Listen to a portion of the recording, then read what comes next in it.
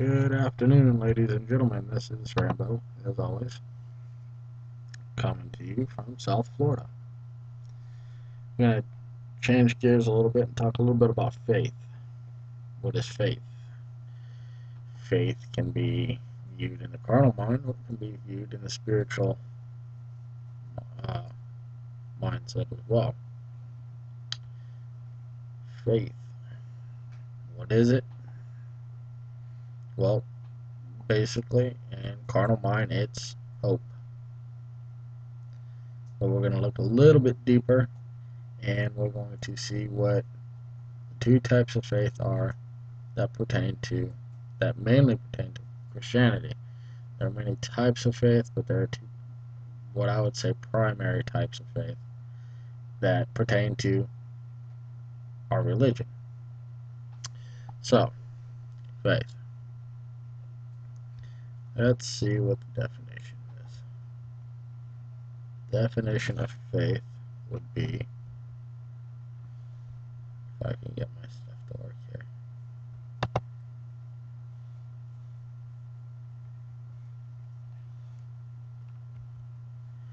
Alright, kinds of faith. In life, there are many kinds of faith. We are looking at two kinds of faith in Christianity: carnal faith and spiritual faith.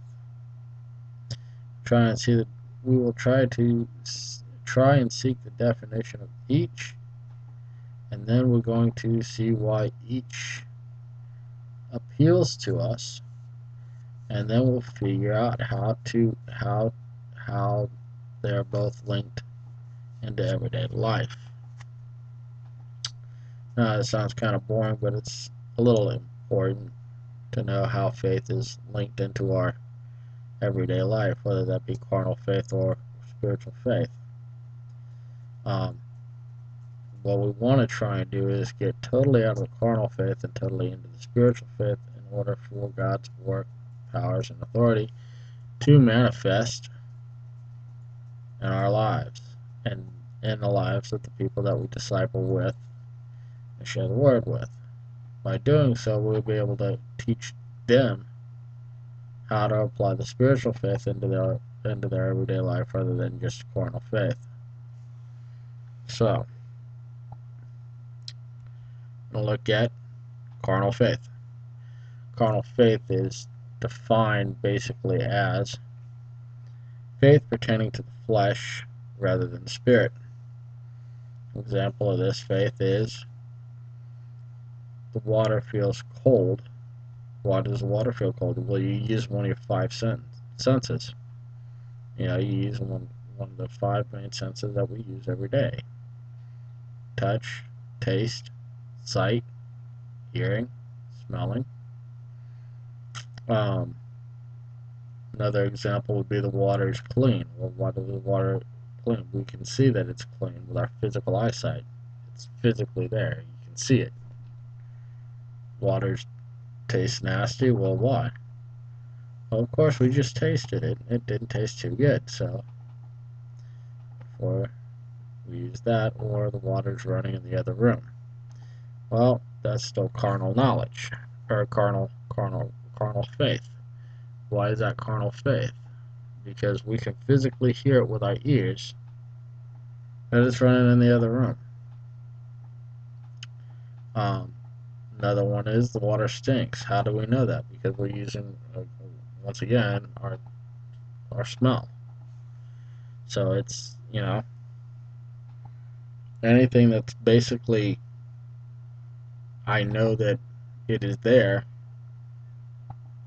because I see it, smell it, taste it, feel it, whatever, is that of carnal faith, that of a carnal mindset.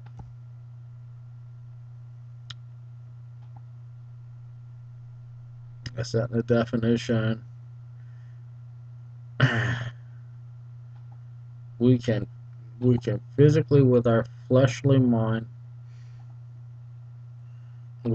we can see physically with the fleshly mind the evidence on the condition of water, whether it tastes good smells bad, looks clean, feels cool, good. It is a faith based on the evidence of physical mind, clearly seen and experienced. Okay? You know, another example would be, well, you know, um, I know my car's gonna get me to and from where I need to go. Well, how do you know that? Well, again, that's carnal mind, because you know for a fact that you've taken care of your car, and it's gonna get you there. Spiritual faith. Now we get down to the meat of the whole entire ordeal here. Okay, spiritual faith. Spiritual faith is faith in something not seen, like the fact that someone loves you. It's an unseen feeling when not visible all the time, but it's something you know is there and you know is real. Spiritual faith is best defined in Hebrews 11:1, which states the following: faith is a substance. What we mean by substance is the realization of things hoped for, the evidence or conviction of things not seen. Okay? So, give you evidence of spiritual faith. When I was growing up, I always wanted a motorcycle. I was always found playing with toy motorcycles, making bicycles into motorcycles. I took the gas tank out of the garbage that somebody had taken off an old Honda and put it on my bicycle. That was my motorcycle. Unfortunately, riding through the woods, the cleaning of the gas tank, I didn't realize my kickstand fell off. So therefore, now my motorcycle had no kickstand. But I could always see myself riding a motorcycle. So therefore, somewhere down deep inside, I had a spiritual mindset that one day I'd be riding a motorcycle. I could see it in my heart, I could see it in my spiritual mind, and lo and behold, at age 32, I got my first motorcycle, which is a Honda Shadow 750, and I love it. Wanted to get the Harley, but unfortunately, the bank account, credit, they all said no, and God wanted me to have the Honda Shadow, so that's what I got. And I love that bike. Wouldn't get rid of it for anything. Examples of spiritual faith. Okay, a soldier approached Jesus as he was walking, and said he had a servant and knew if Jesus spoke a healing upon this servant, it would be done. Here's what the actual verse reads in Matthew chapter 8, verses 5 through 13. It says, and when Jesus was entered into Capernaum, sorry if I mispronounced that word, but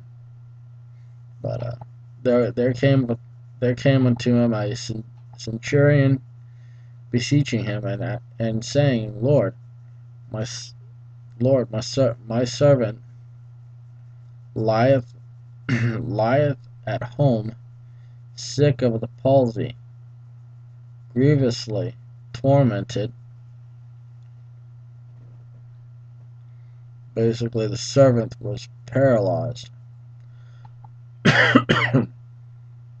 Jesus saith unto him, I will come and heal him. Centurion soldiers answered back and said, Lord, I'm not worthy that thou shouldest come under my roof, but speak the word only, and my servant will be healed.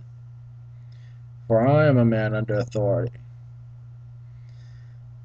I'm a man under authority, having soldiers under me.